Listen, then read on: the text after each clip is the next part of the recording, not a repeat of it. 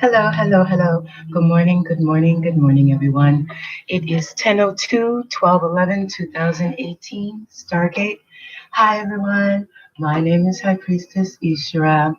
Today is going to be a good video for my single and my um, couple, cosmic family, and parental units. This is including grandmothers, aunties, uncles, anyone who is living that cosmic life truthfully and who is trying to comprehend the structure of this world versus the structure of where your corporeal body comes from.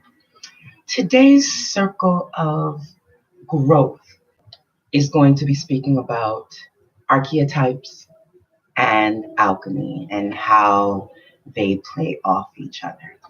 Once you learn about archetypes, then you realize how you can put forth your own energy within your own alchemy to build any life or any persona that you want within this world.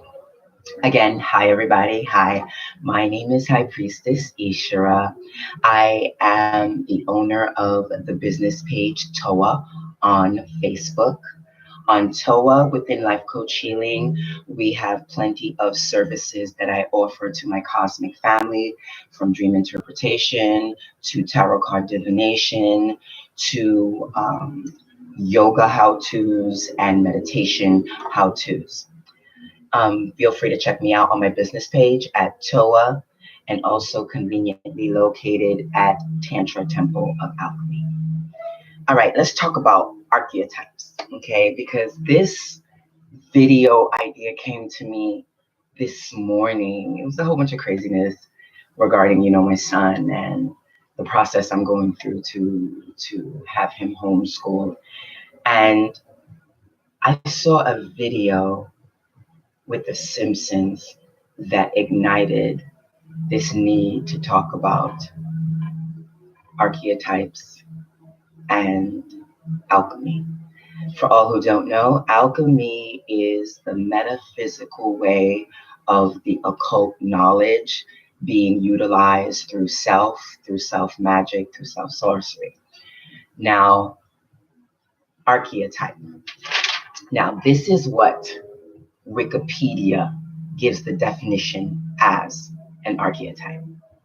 Archetype is a character, action, or situation that seems to represent universal pattern of human nature.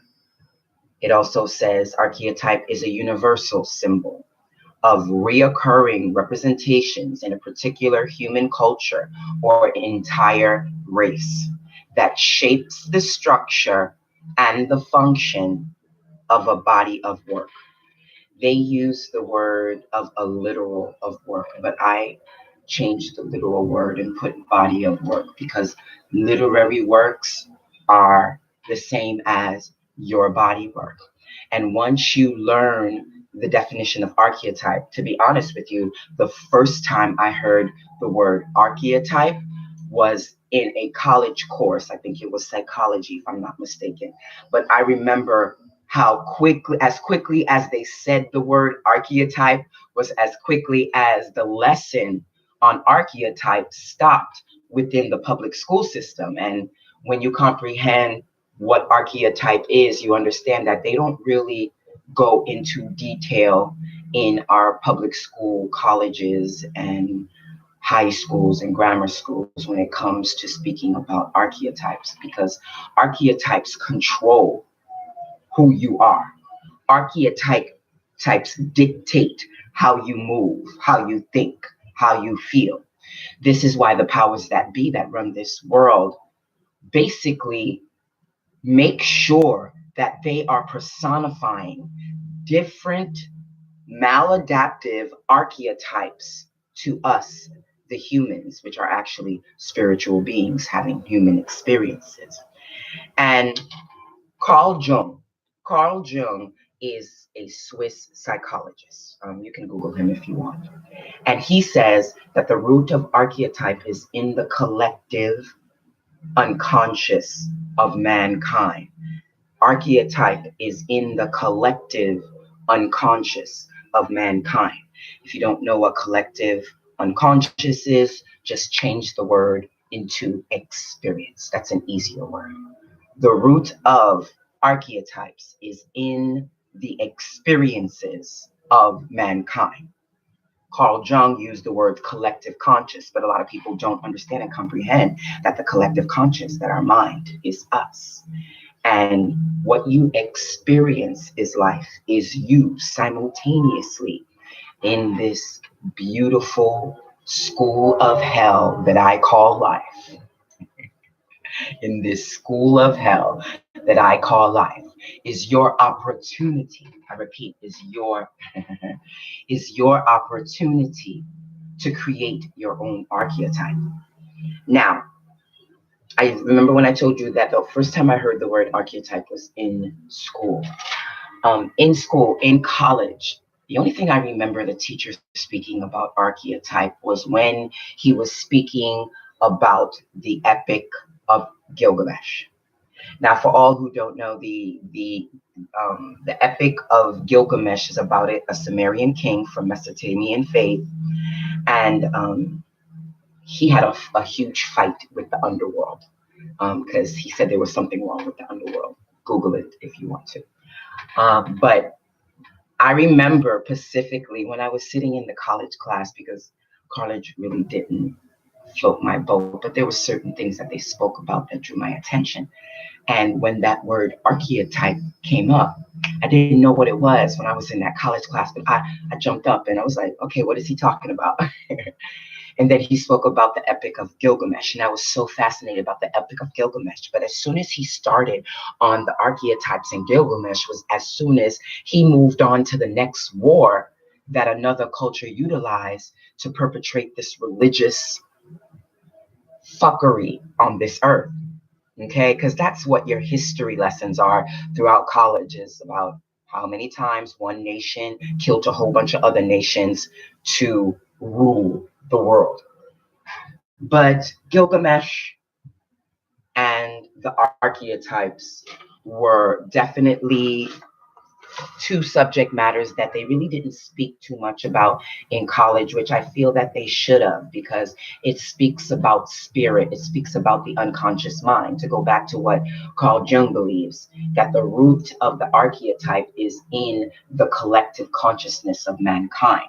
And because alchemy, which is the proactive use of the occult, first form of sacred knowledge before religion came into effect, it's the same thing. Because to tap into your alchemy, you have to tap into your inner collective magic. And if you don't, then you're considered sleeping.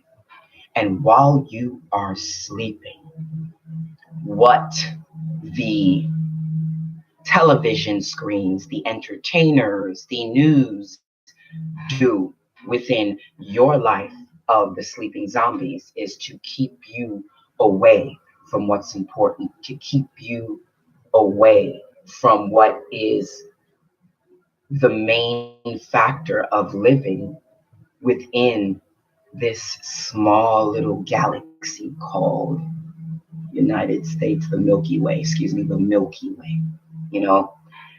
Now, within these archetypes, via Wikipedia, there are many types of archetypes. There are the heroes. You see this all the time in every blockbuster hit movie that you've watched. There are the mentors. These are the people who teach and help others to become and aspire the best that they can be. I consider myself a mentor, but a forever teacher. And then we have the innocent youth. Now, this is the youth that religion refuses to teach the truth to become strong adult individuals. But in turn, what society does is keep the youth asleep, keep the youth blinded, and not proactively building on their gifts. They have them more so focused on the non-existent good and evil of this world. And sadly, the innocent youth get a real fucked up hand at the whole thing when it comes to this world. There is so much rape going on with young children. There's so much um, kidnapping going on with children. There's so much incestuous abuse going on with children. There are sex slave and slavery industries that steal children, not only from here, it doesn't happen much here in America, but in the other countries, Iraq. The women get treated horribly in Iraq. Horribly. How can you believe that their true religion is the correct religion? You could see reflectively on that their religion is false because look how they treat their woman. Look how they treat their women. You can tell which religion or which perspective of religion is correct by just seeing how they treat the people within that religion, within that society. You also have the scapegoats. These are considered the users, the people. I call what I call a lot of empaths deal with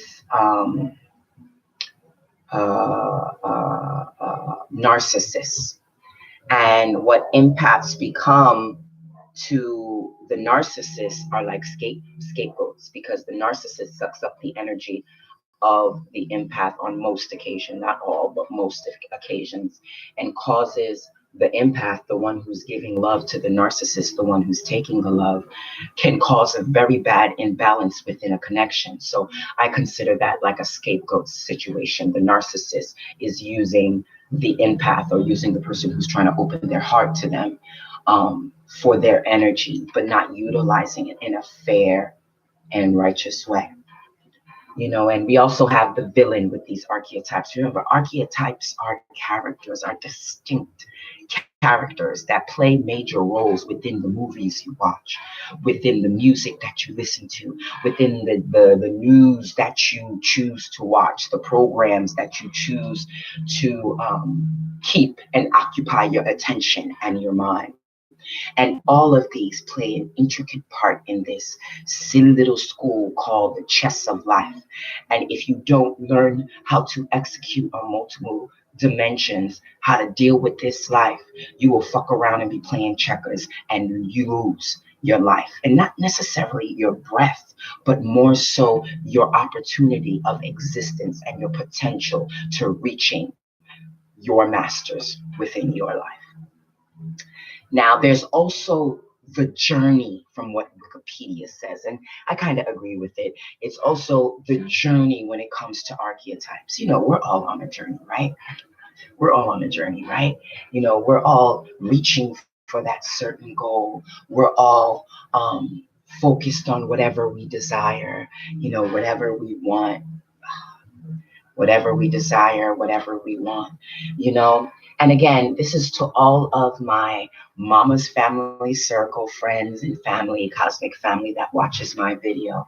Again, if you don't know me, my name is High Priestess Ishra, and I am a single mom of a beautiful 12-year-old African-American boy who I raised to be a king in a world that necessarily does not reflect or consider him a king. And when you're raising a child to think a certain way, you have to teach them certain things so they're equipped with what they need once the parental unit is gone. And sadly, within my life, my family, they took good care of me. They took awesome good care of me.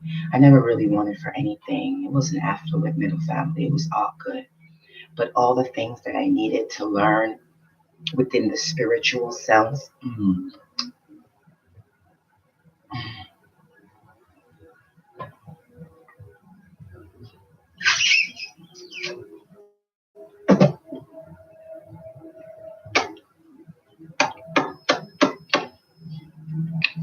all the things that I needed to learn within the spiritual set of things, it was very lacking. And coming from a country where the traditional way of sacred belief was so strong. I'm very surprised. He's kissing me.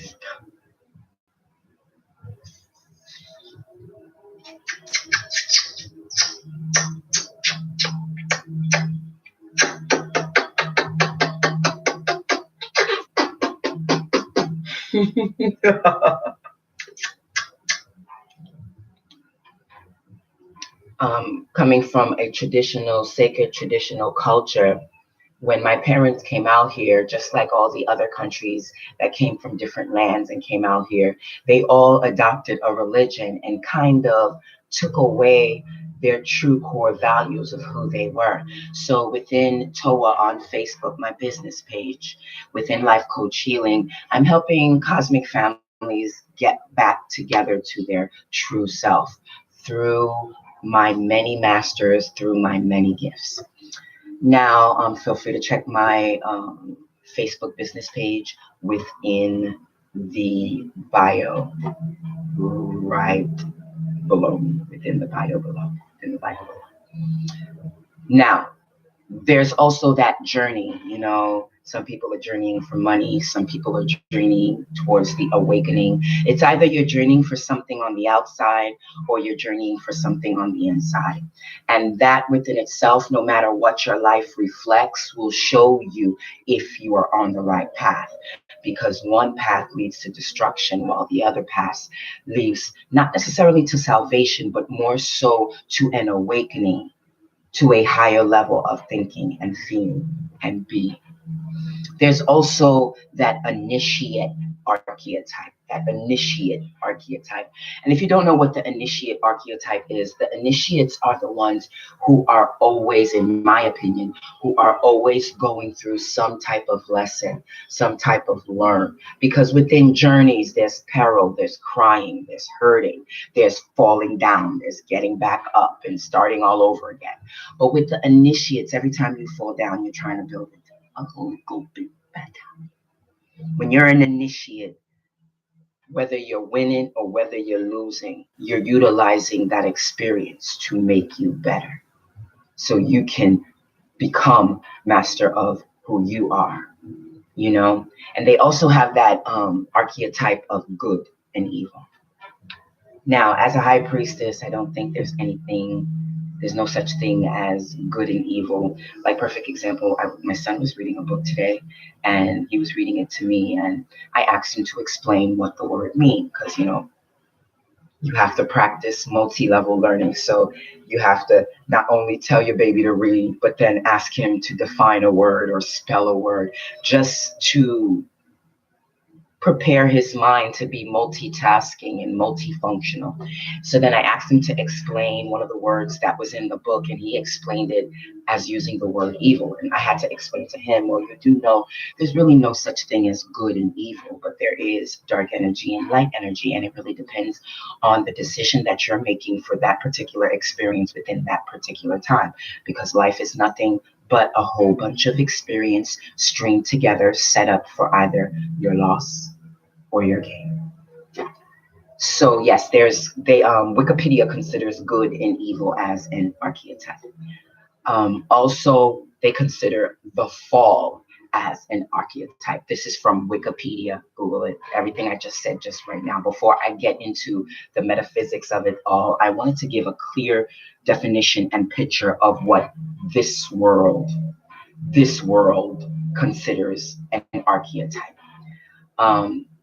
And the fall is considered within this world a situation where you were trying to reach something and then you drop, you hit the floor, and you don't reach that goal.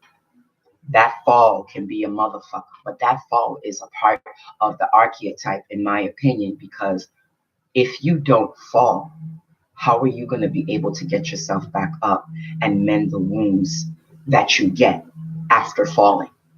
If you omit the falling, then you omit the lessons that you need to learn to become better. It's the perfect euphemism I explain when it comes to a lot of my white friends. Shout out to all my white friends. You know, I love you guys. Was I politically incorrect? No, I don't think I was, because you have people on TV where they're showing you on TV. Perfect example. There is this program called Love After Lockup. Love, I remember that. Love After Lockup. Love After. Of course, I remembered it because the show played one of my archetypes. Many times I've been in love with men incarcerated because I was that type of girl that enjoyed that spiritual connection more so with men, more so than the shortcomings of the physical intentions of men. And I found that out real early in life. And within this movie, Love After Lockdown, it shows you different archetypical lives that these women are going through loving a man after he's released from incarceration. And um, the show rang true.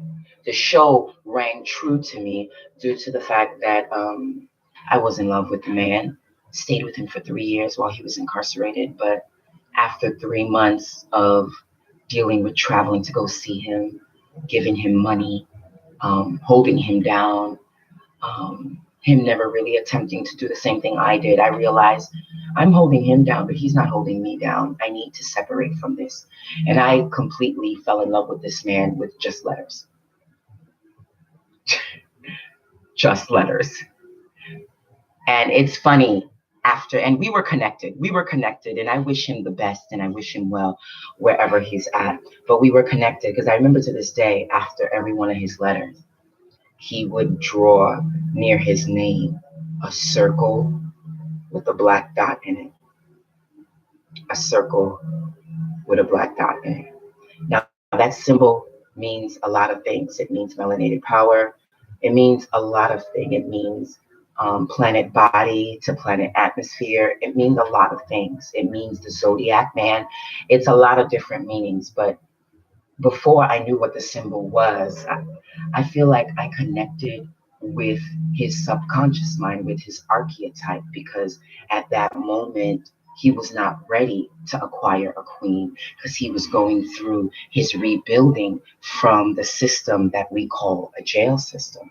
So, to any woman who's watching this video and you are in love with a man that is in jail, I advise you work on you while he gets his thing together. Because if you are not ready to hold him down through the bad, which will be the first 4 to 5 years of bad, because he is a man who has left the incarceration, then I advise you move on and become better at yourself, because you'll be doing yourself a disservice staying with a man who has to build on his own to unprogram his mind from the jail systems. And this works with not just jail system men, but ungrateful men, narcissists, um, um, unfocused men, non-structured men, broke ass men.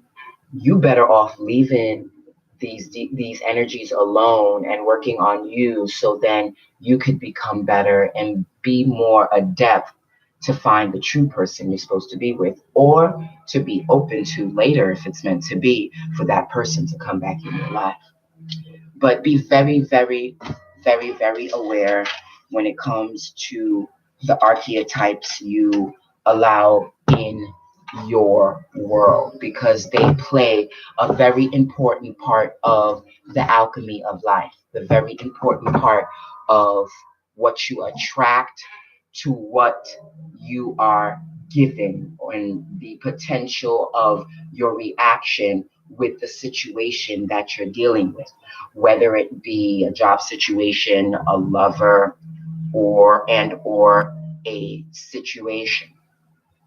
Now, I want to share with you guys this quick BART system segment that prompted this archetype and alchemy mindset.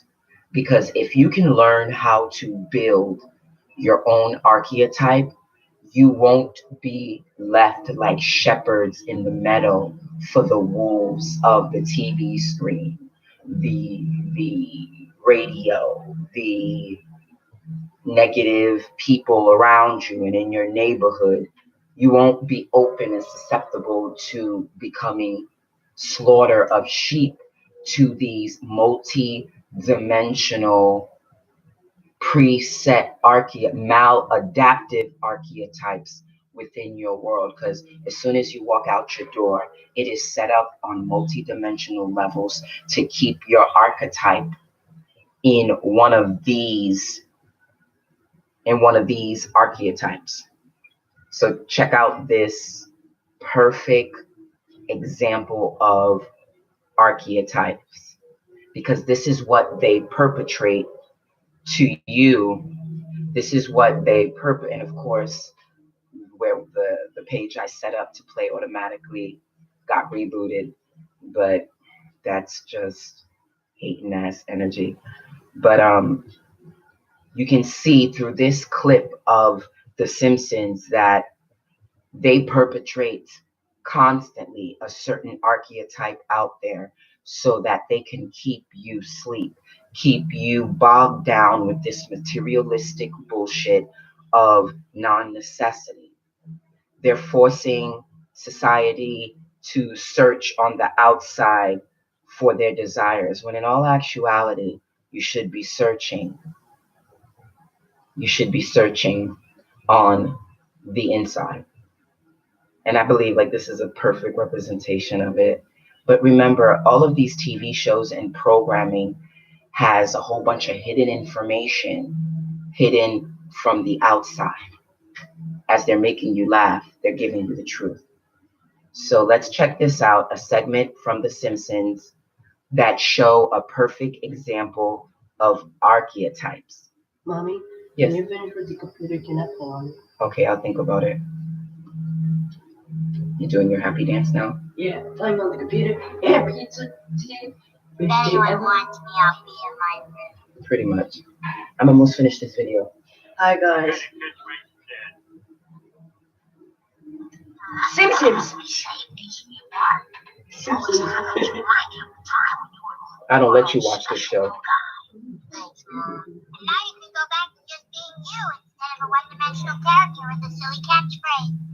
Ay, caramba! Hi, Leo. Excellent.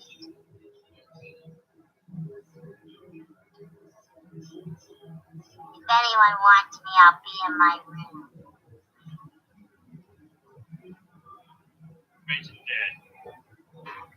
Now, do you notice that everyone had a catchphrase except Lisa? And when I watched this, I was like, oh shit, I never noticed that. Everyone on the Bart Simpson show has a catchphrase except Lisa. And why is that, beloveds? You should know that.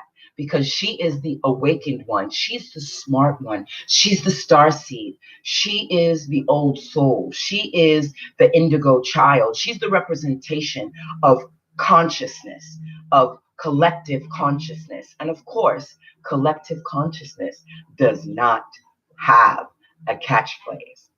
Collective consciousness does not have, well, collective consciousness have several archetypes. If you do it right, you can have several archetypes and use them for your good.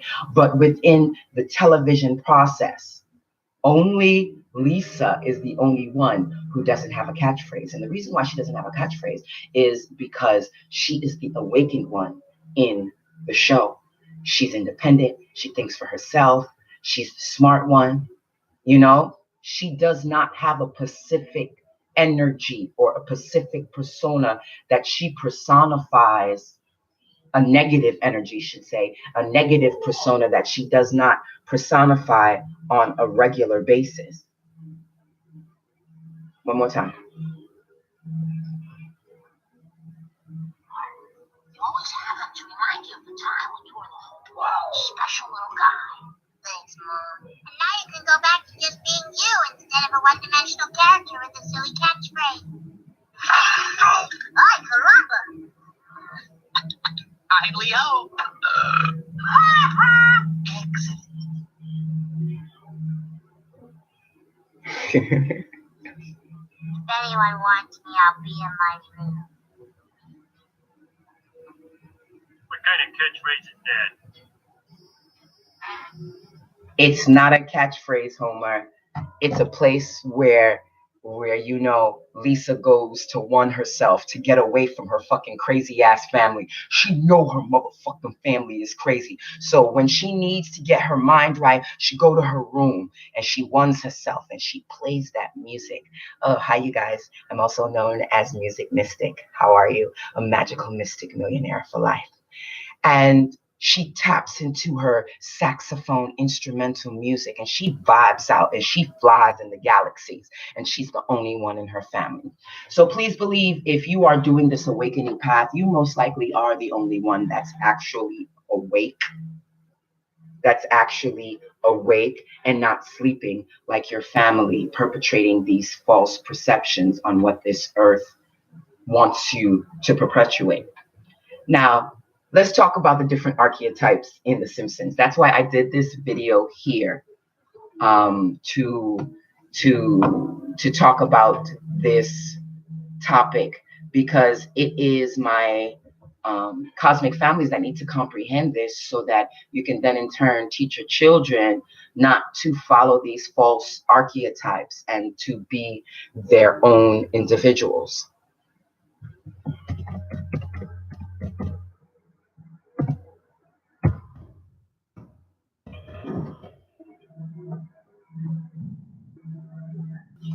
Now, the first archetype, let's talk about Homer Simpson. Homer Simpson. This is a beautiful personification of an archetype of a father who just goes to work, come back, drink his beer, hang out with his buddies, fucks his wife, leaves the house, and do the same shit over again. Homer plays no proactive role really when it comes to the children. He plays his part as the father and goes to work, get that money, drink his beer, or dabble in his vice, whatever your vice may be, whether it be cigarettes, drugs, whatever, cheating on your wife, whatever. And basically personifies that I am the provider and that's what I'm supposed to do. And I'm a dumb provider at that, you know? And they have the males of this world doing the same thing, going to work, being upset, drinking their beers, not playing a part with their kids, proactive learning, and just getting the check, drinking beers, getting the check, drinking beers. And this is the archetype that they perpetrate out to the society because they want society's husbands to do the same. So as you watch Homer become, well, I should say, as you watch Homer be a dumb dad, you yourself is programming yourself archetypically to become a dumb dad. Bang. They just used magic on your ass to turn you into a dumb dad who don't give a fuck. Pow, pow.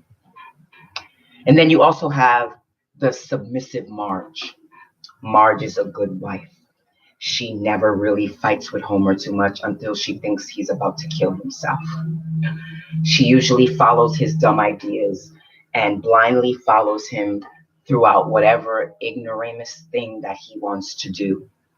And she never really fights too much, and she never really has her own opinions, you know, but she's usually a house body.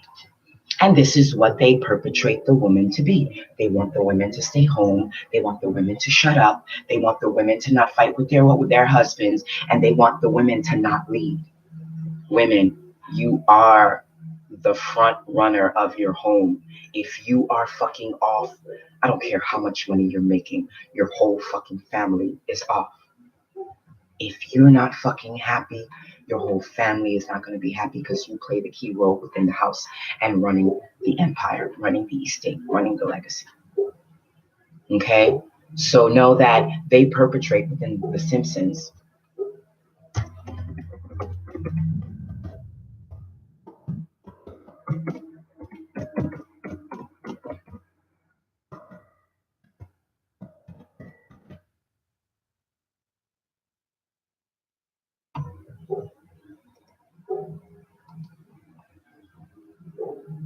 When they perpetrate Marge within the television screen, they are using alchemy. alchemy, which is occult magic.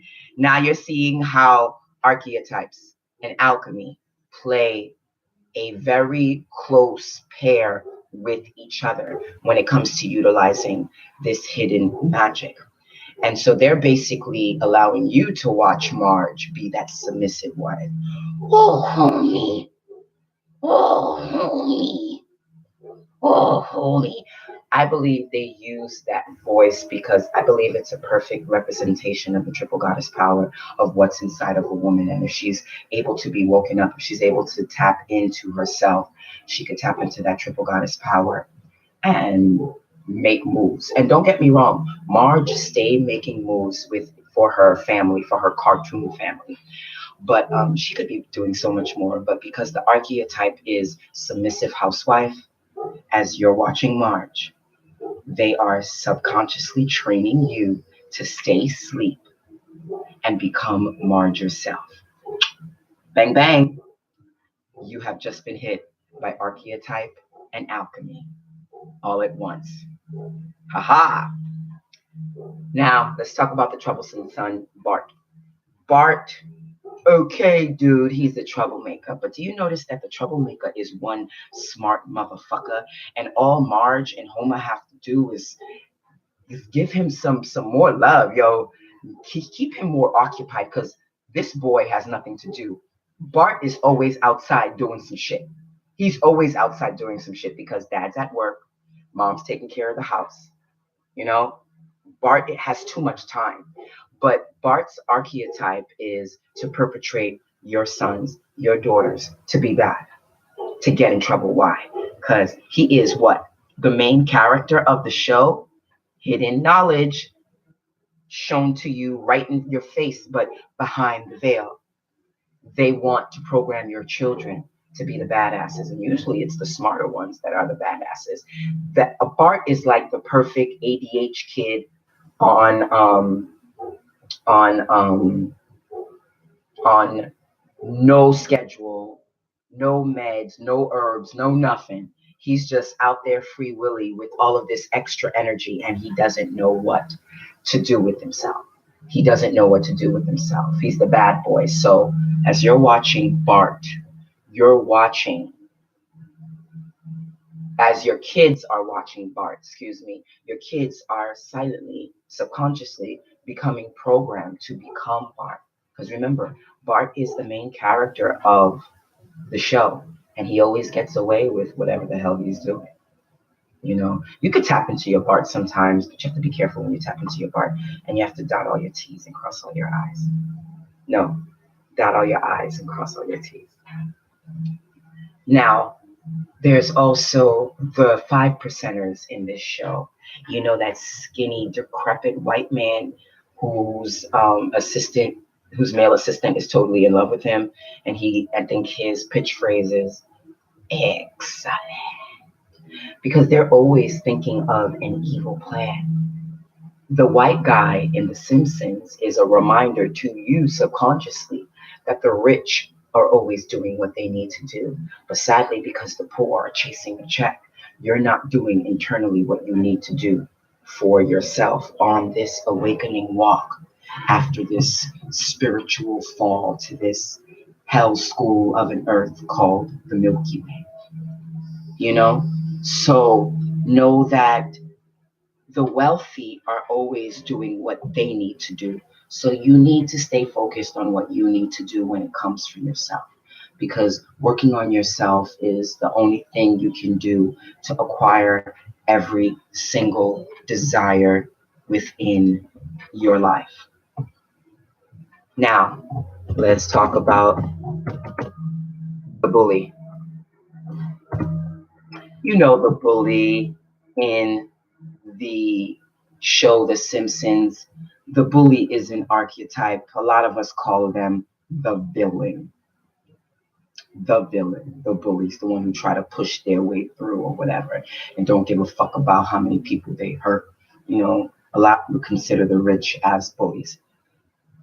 You know, his pitch phrase is, ha ha! Because after they're saying excellent from completing whatever fuckery they've done to keep their wealth, the next sound that comes out their mouth is, ha ha, we got you bitches again. Ha ha. So the bully doesn't care how many people they hurt. The bully doesn't, it doesn't matter to them how many they knock down, because the bully is focused on self, just like the rich is focused on self. So if you don't learn how to protect yourself from the bully, protect yourself from the rich, you're going to set yourself up to be bent over, and viewer discretion is advised. Viewer discretion is advised. There is cursing in this video. You will be bent the fuck over and fucked over nicely. Nicely. So watch out for the bully and watch out for the rich. The Simpsons show shows it to you all the time. And there's a reason why they're showing you this. It's almost lunchtime. Okay, there's a reason why they're showing you this. The best way to protect yourself from a bully or the rich is to know as a cosmic individual who and what you are. And at Facebook, on TOA, within Life Coach Healing, as a private spiritual consultant, I help you learn on your level, on your speed, at your point of knowing how to tap into your God body and God mind by using dark and light energy. All of my services are listed on both of my business pages. Please feel free to go to the bio and click the link. And please like and subscribe. Now, Lisa is the awakened one, so she does not have a catchphrase, or I think Lisa would be considered within archetype the hero. I consider her the hero because she's always the smart part of the show that helps her mom, helps her dad. Actually, Lisa helps her whole family, even though they don't really think much of Lisa. Lisa helps the whole family. And you notice in one of the episodes, when Lisa was upset, she thought like the whole family was dumb as fuck. And she thought the whole family was dumb as fuck. The only time people want to call me is when I'm doing a live. I get no phone calls from nobody. But when I'm doing a live, phone calls come through. And I feel like she's like the hidden gem. She is what I feel I am to my family. My whole family thinks I'm crazy. It is what it is. But they don't know, and they don't have to know. If I'm the only one that knows, so fucking be it. I'm the only one that knows, but let it be known now that I'm the saving grace of my family. All of the ritualistic work I do to uncross the crosses and to uncross the hexes of my bloodline, they'll know. I don't give a fuck. They might even find out after I die, but they will know for sure that Ishara was a saving grace within my family's bloodline. They just think I'm hot shit mad crazy right now because they don't comprehend me. They all are asleep. And I'll say it again. If you are on this awakened path, usually there's only maybe one, where you're lucky if there's two of y'all that actually find out about each other and work together. But there's usually a couple only within the bloodline. So be aware that when you take this awakening walk and focus on you and your third eye, then you're going to have a lot of family members thinking you're crazy, not understanding your perception, not comprehending the things you do, like moving away from the family onto a tropical island for the good of your awakening. Not everybody's going to understand you, but you have to understand yourself. And here at Tantric Temple of Alchemy, within Life Coach Healing on my business page, Facebook, I help my cosmic individuals figure out who the fuck they are and become masters of their own universe. We're here to help, one heart at a time. Now, alchemy is the action of the hidden secrets, is the execution of the multi-dimensional movement of your life. It's what I call the chess moves within your life. It's either you're playing checkers or you're playing chess. When you're thinking about outside and reaching from the outside, then you're playing checkers. But when you start utilizing alchemy on multiple dimensions, that's when you're in the chess game, baby. That's when you're in the chess game. I love chess. It's hard to find a partner to play in chess too. And I'm not really the greatest in chess, but it's been hard to find partners to play with chess out here. I may have to fuck around and start a chess club or something out here. Or I might even do what I used to do last year, teach kids how to play chess. I used to do that. All right. So keep in mind that all of this archetype that's perpetrated on the TV screen, on the movie screen, on the music scene, these are all archetypes, alchemaic magic that the powers that be that use on you to keep you sleeping. And that was basically the main part of this video, to tell you that, like, archetypes are set up in this world to keep you sleeping, walking zombies. Ishra, how can I be a sleeping, walking zombie? You're sleeping because you're not awake and aware to what is important, which is empowering yourself and not empowering those pockets. And then the walking part is you thinking that you physically have to go to a thing to get it. No, you could actually draw it to you by not moving a motherfucking muscle. And then the zombie part is you're just following.